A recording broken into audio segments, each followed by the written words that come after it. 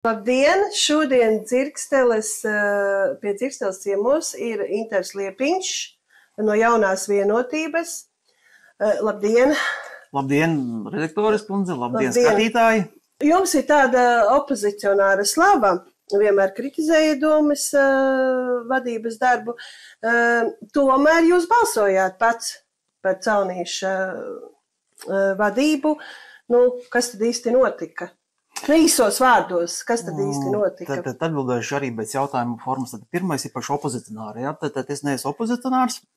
Man patīk taisnība un godīgums, un no tā izejot arī ir maz balsojums. Tad visi šie lēmumi, kas ir tapuši domes sēdē, ir vienīgi izejot no taisnīguma principa. Uz otro jautājumu atbildot par šo Caunīša balsojumu, es domāju, ka pa priekšsēdētāju, ja?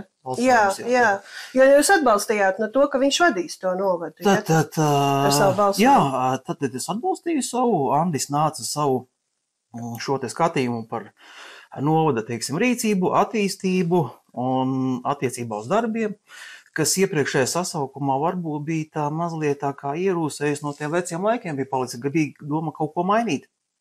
Līdz ar to es viņu atbalstīju kā godīgu un kārtīgu cilvēku. Bet, principā, tās jūsu ilgas viņš nepiepildīja. Tās ir procesa laikā, jā, tās procesa laikā nācās tomēr vilties. Skaidrs, labi, jūs kritizējat domas vadību, domas darbu. Kādi tad ir 3 vērtīgākie darbi šajā sasaukumā? Es nekritizēju domas darbu, es nekritizēju citu, es kritizēju atsevišķus procesus. Jā, skaidrs, katrā jautājumā domas sēdē kā arī 70 jautājumi, piemēram, es kādos 3 varbūt balsoju pret, līdz ar to tāda kritika 3% robežās. Jā, bet labi, kādi ir tie 3 vērtīgākie darbi? Tas ir, kas ir Jā, šajā sasaukumā paša paveiktais. 3 vērtīgākie darbi, kas ir paša paveikti. Tad nevienam nav zināms, ka ir šis process pa bērnu skolu ierosināts attiecībā uz kriminālu procesu, kur ļoti smagi gāja gan ar mūsu pašu policijas darbiniekiem, ir aizgājis līdz jau notiesāšanas spriedienam, attiecīgi prokurora priekšstats, tad, cik es saprotu, laikam tur samaksāts arī sods, diezgan ievērējumu summu attiecībā uz šo procesu. Un tas ir tas lielais nozīmīgais darbs, kam seko arī pārējie, jo mans uzdevums ir pievērst arī sabiedrības uzmanību dažādiem šiem te jautājumiem, ne tikai, kādu kritizēt, bet vairāk arī pievērst uzmanību uz šiem jautājumiem. Tie ir saimniecības jautājumi, apkure, siltums, komunālā saimniecība, ūdens saimniecība, visādi pārējie procesi. Ja mēs atgriežamies par bērnu skolas lietu, tur tomēr tas krimināla process vēl turpinās. Viņš ir izdalīts, tad ir prokurora priekšstats attiecībā par šo, kas ir stājies spēkā, kur jau ir pierādīti attiecīgi fakti, tad, pa ko bija izvirzīta šīs apsūdzības, un atsevišķi procesi ir izdalīts un notiek tiesāšanas procesu. Iztiesāšanā atrodas.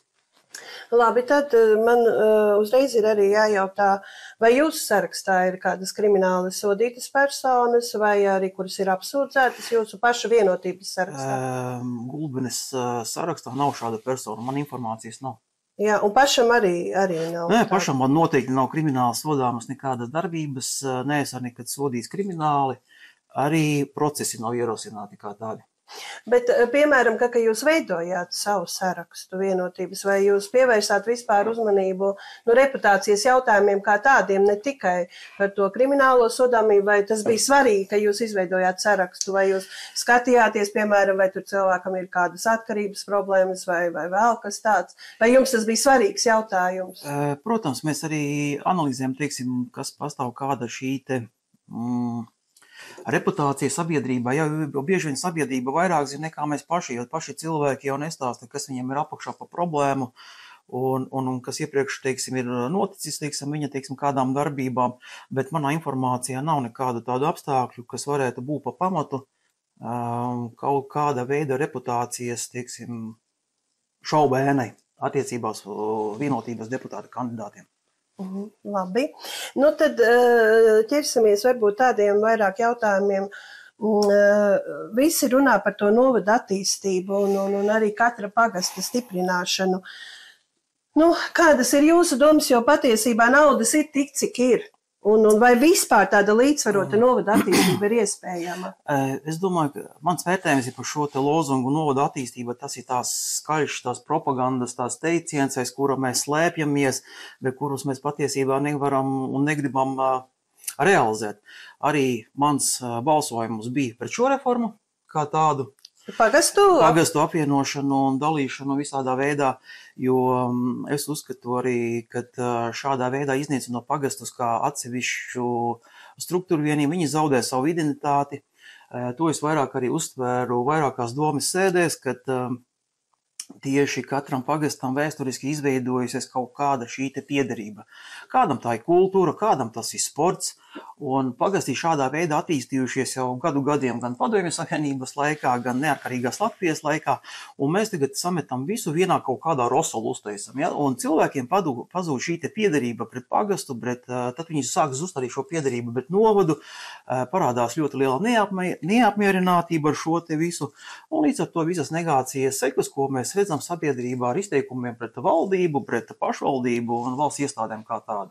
Bet kā vajadzēja šo pagastu reformu, tās pārvaldes nevajadzēja apvienot, kā tad vajadzēja vispār rīkoties? Es jau sēžu domes mājā jau kuru sasaukumu, un jebkura reforma, kas ir skārusi, neviena reforma nav skārusi pašu attiecīgi domes māju. Paskatāmies, cik tur ir, teiksim, tas liels aparāts un kā tā sistēma strādā. Kā saka, zivs pūs no augšas, tad jāsāk ar to, kur pūs tā vieta. Ja sāksim ar domu un pēc tam ejam uz novadiem. Es nesaku, varbūt, ka pagastus nevajadzēja kaut kādā veidā reformēt, ietekmēt, vajag iziet cauri funkciju auditam, kas notiek attiecīgi pagastā ar pakalpojumiem, ar pārējām lietām un skatāmies, kur mēs viņus pievelkam. Tagad sanāk tā, ka no pagastiem ļoti daudzus mēs atvilkām uz Gulbenes pašvaldības iestādi kā tādu, pagasti paliek tukši, tad paskatīmies, kur tā mūsu novada attīstība. Veikalos mēs pērkam mazāk, cilvēki tur ir mazāk, cilvēki dabū vairāk tērē šos izdevumus, kas sanāk ar nokļūšanu uz darbu, un pārējie visi izdevumi, kas īstenībā ir tādi diezgan lieli ietekmējuši, jo tiem pašvaldības darbiniekiem, būsim godīgi, nav tās lielākās algas. Ar vienvārdu sakot, tā doma, ka pagastus varēja atstāt tāpat, tā es saprotu. Jā, pagastiem pašiem jābūt kā savām noteicējam savā lokāla teritorijā. Jo tagad, ja Gulbenē kāds ierēdnis lems pa kādu Beļavu, Daugstēm vai Līgo, viņam īstenībā ir maz ieinteresētība attiecībos attiecīgo teritoriju. Viņš skatās vienkārši bez saviem ieskatiem. Jūs savā programmā rakstat, stiprināsim pašvaldības saikni ar visiem uzņēmējiem, vai tas vispār ir iespējams? Uzņēmējdarbība vispār ir jūtīgs jautājums. Šis arī tā kā viens no tādiem lozungiem, ka mēs atbalstīsim uzņēmējdarbību un stiprināsim. Jā, uzņēmēji jāatbalsta, jāatrod šis viduceļš starp pašvaldības izlietoto budžetu līdzekļiem un ieguvumiem. Tas arī pēdējā domes sēdē, ko es izteicos, ka es vēlos redzēt attiecīgi par šiem te lielajiem industriālajiem parkiem. Kā tas ir iegums, ja? Jo pēdējā informācija manā rīcībā ir tāda, ka pašvaldība tērē vairāk šos te finanšu līdzekļus, maksāja kredītus, procentu maksājumus, nekā viņi ieņem par šo te nomas maksu. Protams, arī pastāv sekundāri ieguvumi, šīs ir tā darba vietas un vispārējais, ja, bet šobrīd man šādu ekonomisko pamatojumu nav. Un ja šādu ekonomisko pamatojumu nav, tas nozīmē, ja ir mīnus šī te bilance, tad nodokļu maksātāji iedzīvotāji samaksā par šo te uzceltajām ēkām visu pārējo. Tas ir mans tāds viedoklis. Bet ko reāli darīt? Reāli darīt? Viņi, protams, ir iespējas startēt projektā, viņi startē, pašvaldība. Jā, tāpēc ir jāizvērtē, vai mēs tiešām ņemam visu, ko mēs varam paņemt, ko piedāvā, vai tomēr kritiski paskatāmies, izvērtējam uz kaut kādu nākotni 5, 10, teiksim, gadu griezumā, kas notiks ar šīm te būvēm, vai nebūs tā, ka viņas beigās paliks tukšas un nebūs nevienam vajadzīgi.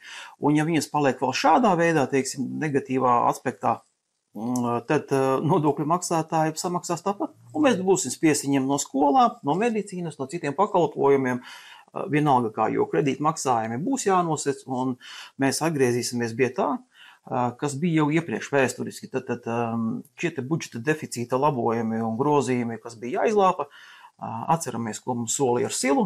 Ja, mēs pārdevām silu, lai aizlāpītu šo budžeta caurumu. tika solīts, ka sils būs pieejams, viņu tur negriezīs un visādi citi solījumi. Kas notiek tagad? Aizbraucam, paskatāmies, tur notiek tāpat mežstrāde, kas tikai normāls ekonomisks process, jo tas ir privāti uzņēmējs, viņu paņēma. Nākamais, kur pēdējais, kas bija šī budžeta cauruma lāpīšana, bija uz šiem te reformām, ko mēs bijām apsolījuši, bet ne visi deputāti finanšu ministrijai. Un beigās cilvēki cietēja. Un jautājums būs, kas ir bez šādas saimnieciskas rīcības, kas būs nākamais? Tu runā tieši runā par skolu reformu? Ne tikai skolu reforma, šī pēdējā, kas bija gan skolas izglītības, gan pašvaldības pagastu šo tā reformu, ja, jo tā ir cilvēka resursu taupīšana. Pašvaldība tagad, kur sameklēja iespēju taupīt līdzekļus, ir cilvēka resursi. Bet ekonomikas šī te uzņēmējdarbības princips darbojas tā, kur cilvēks tur ekonomika, nav cilvēka, nav ekonomika. Mēs īstenībā ar šādiem te rīkojumiem vai lēmumiem iznīcinām savu ekonomiku. Jūs arī savā programmā sakat, ka jūs satiksmes ministrijai pieprasīsiet, uzsvars ir uz vārda, paredzēt finansējumu Gulbenes novadu ceļu infrastruktūras sakārtošanai, bet kā to reāli izdarīt? Stāvēt ar plakātiem pie ministrijas vai kā? Reāli ir ļoti sarežģīts šis jautājums. Viss ir atkarīgs no domes, no priekšsēdētāja attieksmes. Tad varu paskaidrot to, ka man ļoti daudz cilvēki ir rakstījuši, sūdzības par dažiem ceļa posmiem. Ja? Tas pats Ozokalna ceļš, un kur es apsekojos, jā, viņš īstenībā neatbilst, attiecīgi dažādiem likumiem, ministra kabineta noteikumiem. Tad es pats esmu uzrakstījis arī jau tādu vēstuli, ka satiksmes ministrijai, ja netiks noteiktā laikā novērsti šie neatbilstības MK noteikumiem likumam, tad izsauksim mēs pašvaldības policiju attiecīgiem amatpersonām, kas atbild par attiecīgo ceļa posmu, tiks sastādīts administratīvais akts. Tas ir psiholoģisks spiediens, jā, bez nedēļas bija traktori uz ceļa un sāka greiderēt. Mēs nevaram iet šo padevīgo zemo liekšanos valdības, saimas priekšā. Mums īstenībā jābūt un jāiet kā līdzīgs ar līdzīgu, kā saimniekam savā novadā. Šie te visi, ko mēs esam pārņēmuši, arī pašvaldība, ko pārņēma šos valsts ceļus, ja, kas bija ko nodeva, ja, viņi jau bez budžeta finansējuma nāca līdzi. Tas nozīmē to, ka tas atkal nāk no pašvaldības kaut kāda budžeta, bet vajadzēja uzstādīt noteikumus. Bet kam uzstādīt tos noteikumus? Domē vienīgi. Mēs varējām arī šos ceļus nepārņemt, tad tādu noteikumu nāks līdzi finansējumus, mēs pārņemam. Un ir daudzi dažādi mehānismi, kādā veidā var ietekmēt šis pats likums. Ja? Paskatāmies šo te Stāču Šķieneru ceļu. Viss ir atkarīgs no pašvaldības deputātu motivācijas. Tā kā vajadzēja uztaisīt ūdensvadu un kanalizāciju uz Šķieneriem un nevis vienkārši izrakt, bet izrakt, ja tur cilvēkiem un domē atradās liela motivācija, kā to panākt. Bet tad, kad vajadzētu panākt, lai Stāču un Šķieneru ceļu uztaisa, tad motivācijas nav. Jautājums, kas tur ir apakšā? Un kas tur ir apakšā? Tas ir tā kunga un tiesības sargājušu iestādes ziņā. Arī šim Šķieneru ceļam? Arī?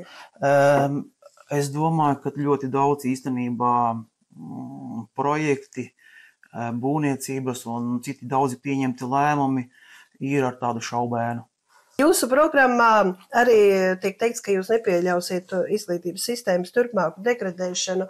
Mēs jau pievērsāmies tai izglītības arī nedaudz reformai, bet tad tas liek domāt, ka jūs uzskatāt, ka tās reformas novadā ir izgāzušās. Pilnīgi noteikti.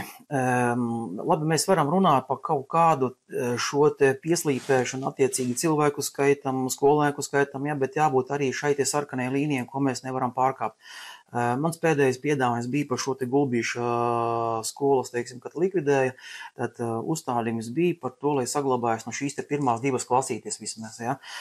Tā motivācija tāda, ka, ja lielam bērnam tie 10-15 kilometri vēl nav problēmas, lai aizbraukt līdz Gulbenes skolai, kā pagaidām notiek, ja. Bet viena liela daļa jau ar savu protestu jau aizbrauc uz Cēsvaini. Tad mana tā doma bija tāda piedāvāt šīs te pirmās divās mazās klasītes, ja, jo vecāks tomēr ir kaut kur piesies, kaut kur darbā, viņš nevar šo bērnu pieskatīt. Plus vēl bērnam pēc mācību procesa tiek nodrošināta šīs te pēc stundas obligātās, kas ir, gan skolotāji var pastrādāt ar viņu, un nākamais, kas būtisks apstākļus, tā ir drošība. Ja, tad, ja mazs bērns ir bests ar autobusu, kaut kur izlaisa satiksmes autobusu gulbenē, nu viņam īstenībā ir lielas problēmas, nav iemācījies satiksmes noteikumus, nemāk varbūt rīkoties, jo mazs bērns nav sagatavots tādai lielpilsētai.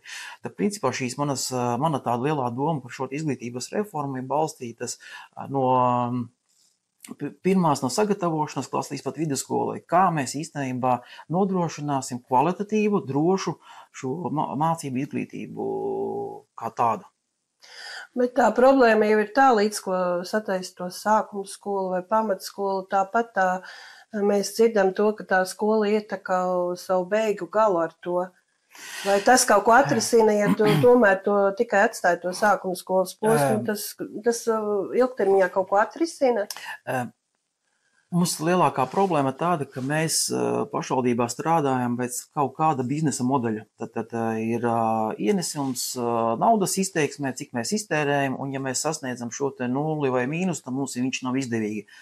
Bērna izglītība, veselība, pašvaldības iedzīvotājiem, tas nav biznesa projekts, tas ir domās tā, lai pašvaldības iedzīvotāji justos labticīgi, laimīgi savā novadā. Tā ir pašvaldības attieksme. Paņemsim to pašu šī brīža augsto laiku. Tad iestājies mājas, visi mēs zinājām, ka 1. maijā sākās sarkanā brīvdiena, 6. mēs tikai nāksim uz darbu, un atgriezīsies gan skolnieki, gan visi pārējie. Tomēr iedzīvotāji šīs 5 dienas pamatīgi sala, un nebija neviena motivācijas sākt atjaunot šo te apkures sistēmu, tāpēc, ka visi kaut kur bija ballējuši, kaut kur bija aizbraukuši, bet mēs jau prognozes zinājām iepriekš. Un šī vienaldzīga attieksme pret sabiedrību kā labsajūta, lai tiešām tas novada iedzīvotājs dzīvotu šeit un teikt, jā, es piedaru šai pašvaldībai, es esmu piekritīgs un es ar to lepojos. Mums tādas nav. Nav šīs saiknes ar pašvaldību un iedzīvotājiem. Un tas pēdējais, ko es minēju par šo te siltumu, nu, tas ir jau kliedzoši. Jā. Tas parāda to attieksmi. Un mēs tādu attieksmi redzam ik pēc noteikta laika. Bet kā to saikni veidot? Jo mēs redzam, ka tā var atsvešinās, jebkurā gadījumā. Viņa jau ir atsvešinājusies. Ja? Pirmais, nevajag izvēlēties tādus cilvēkus, kas nav atbilstoši savam amatam, kas nav lokāli patrioti, kas neveic savus uzdevumus, kas vienkārši ir tur tikai tāpēc, lai kādam varbūt izdabātu augstam ierēdnim, ja? Bet jābūt saimniekam. Mums arī tādi saimnieki bijuši, ļoti daudz pagasta pārvalžu vadītāji tika noraidīti iepriekšējā konkursā, kurš tiešām bija autoritārs vietējā sabiedrībā. Tieši par pagastu pārvaldniekiem. Šajā brīdī, ja mēs runājam par siltumu, jā, un par pagastiem, ka iedzīvotāji, jā, tieši pagasta pārvaldes vadītāji. Tieši par siltumu tu šajā gadījumā domā tieši Leisciema pagastu? Tas nav tikai Leisciems, šī jau ir visā novada tāda problēma. Protams, ar maziem izņēmumiem, ja? Bet tā ir tāda liela problēma. Jā, šās brīvdienās saņem diezgan daudz sūdzību par šo te siltuma problēmu jautājumiem, jo tagad, pirmais jau ir tagad mazi bērni salst, ja? Nu, viņi jūtīgāki ir, bet tagad jāiet uz skolu un bērnu dārzu, un tad ir pavēs, jā. Tad neviens tiem cilvēkiem nejautā, es saprotu, atslēgt vai neatslēgt, ja? Nē, cilvēki paši ir iniciējuši brīvdienās, kad vajag pieslēgt, ja? Bet nav sekojuši tāda loģiska reakcija un rīcība, ja? Interesants arī jūsu programmā ir tāds punkts, ja, ka jūs nodrošināsiet pensionāru un invalīdu nokļūšanu uz novada centru vismaz 1 reizi mēnesī.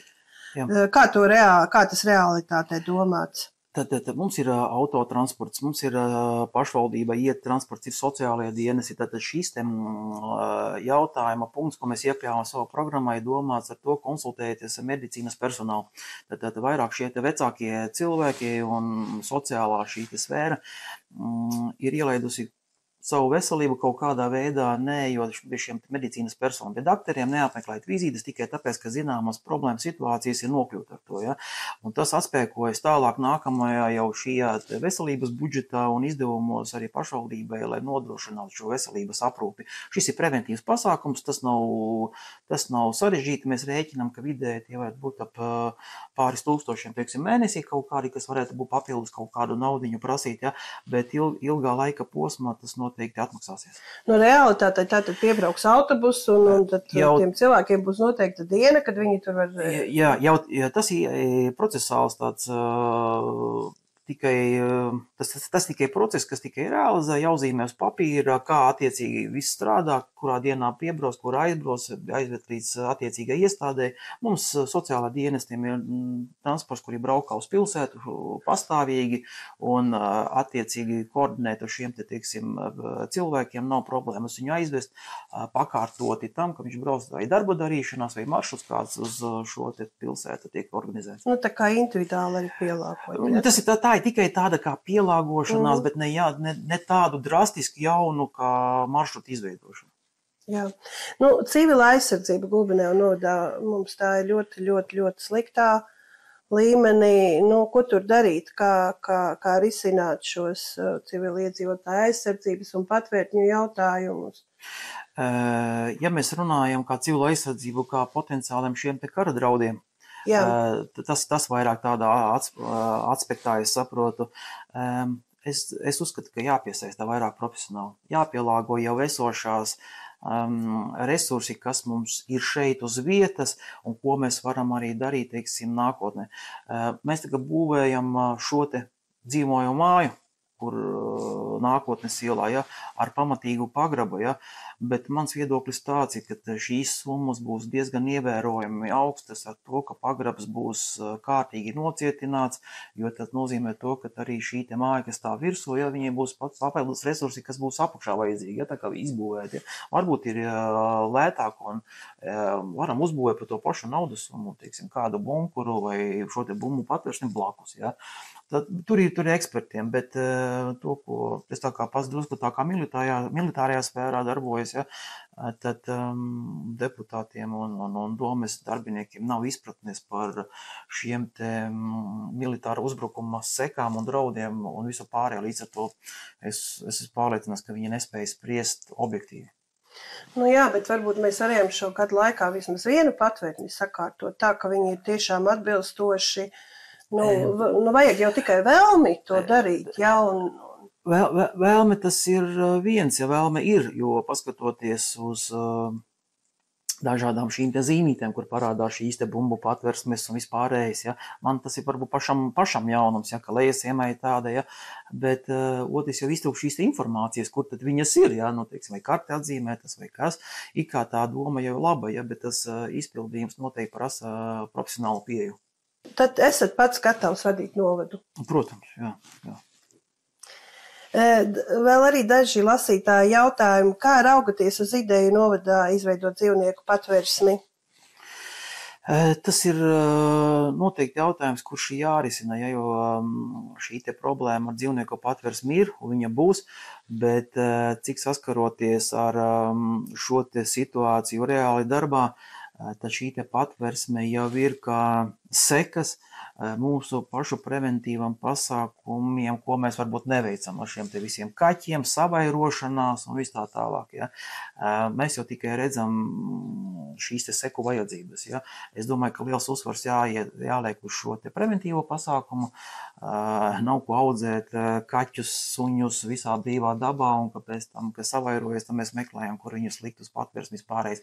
Bet tas ir pirmais preventīvi un pēc tam mēs skatāmies šīs te patversmes nepieciešamo vietu un visu pārējo. Jūsu programmā arī ir teiks, ka jūs plānosiet pašvaldības ceļu būvis un remontu darbus pēc saprotamiem un skaidriem kritērijiem. Tad es saprotu, ka tagad tas īsti nenotiek, ja?